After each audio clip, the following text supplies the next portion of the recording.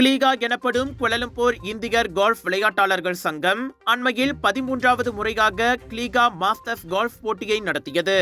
Templar park country and golf club மைதானத்தில் நடைபெற்ற அப்போட்டியில் 140 போட்டியாளர்கள் பங்கு கொண்டனர். ஆண்டுக்கொரு முறை உறுப்பினர்களை கொண்டாடும் நோக்கிலும் சங்கத்திற்கு நன்கொடை திரட்டவும் இப்போட்டி நடத்தப்பட்டதாக அதன் தலைவர் கேப்டன் டாக்டர் கே திரு வணக்கம் மலேசியாவிடம் கூறினார். பேக் டு ஸ்கூல் ப்ரோக்ராம் செய்வோம்.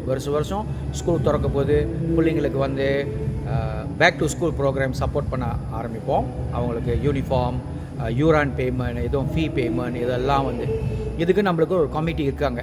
அவங்க வந்து யாருக்கெல்லாம் தேவைப்படுதோ அந்த கமிட்டி வருவாங்க. நம்ம உட்காந்து பேசுவோம். கமிட்டியில் அப்ரூவ் பண்ண கையோட நம்ம அதை அடாப்ட் பண்ணுவோம். இந்த வருஷம் நம்ம இன்னொரு என்ன பிளான் பண்ணுறோன்னா, ஒரு தமிழ் பள்ளியை வந்து அடாப்ட் பண்ணலான் இருக்கோம். இது வந்து ஒரு லாங் டேர்ம் ப்ராஜெக்ட் கொண்டு போகலான் இருக்கோம். அடுத்து தேர்ட் ஆக்டிவிட்டி வந்து we will identify ஒரு Tamil school within Kerala Klang வேலியில் டு அடாப்ட் அண்ட் சி எங்கனால கோல்ஃபர்ஸ் கேரள இந்தியன் கோல்ஃபர்ஸ் மூலிமா நம்ம அந்த ஸ்கூலுக்கு என்ன சப்போர்ட் பண்ண முடியும் அந்த பிள்ளைங்களுக்கும் அந்த பள்ளிக்கூடத்துக்கும், அதுதான் நம்ம பிளான் பண்ணியிருக்கோம்.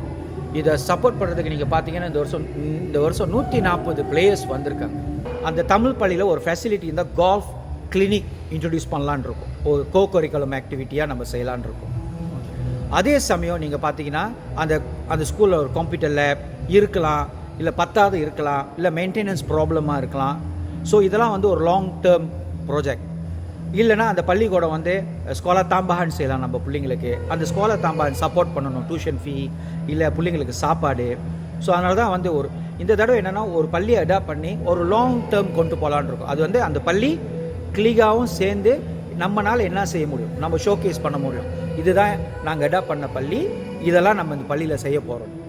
ஆனால் என்ன செய்ய போகிறோன்னா, இது வந்து என்ன எதிர்பார்க்குறோன்னா, கேரள் வட்டாரத்தில் உள்ள பள்ளிக்கூடங்க நம்மள்கிட்ட தொடர்பு கொள்ளலாம், என்ன நீட்ஸ் இருக்குன்னு. ஏன்னா இது வந்து பிரசிடெண்ட்டாக நாங்கள் எடுக்கிற முடிவு இல்லை. எங்களுக்கு கமிட்டி இருக்குது, பிரசிடென்ட் கவுன்சிலர் இருக்காங்க, மெம்பர்ஸ் இருக்காங்க. இது எல்லாத்தையும் கொண்டுட்டு போகும். இதெல்லாம் தமிழ் பள்ளி கேட்குறாங்க, எந்த பள்ளியை நம்ம அடாப்ட் பண்ணலாம் சொல்லி. இது ஆரம்பத்துக்கு ஒரு பள்ளியை நம்ம அடாப்ட் பண்ணலாம். இது போக நல்லா நடந்துச்சுன்னா அடுத்த வருஷம் அதை ஆட் பண்ணலாம்.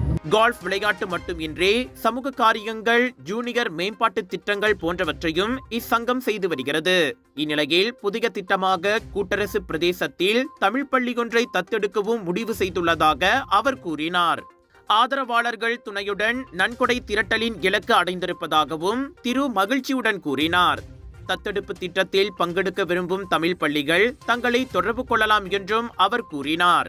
கோல்ஃப் விளையாட்டை ஊக்குவிக்கும் அதேவேளை சமூக காரியங்களுக்கும் தன்னால் ஆனதை இந்த கிளீகா சங்கம் ஆண்டுதோறும் செய்து வருவது பாராட்டக்கூடியது.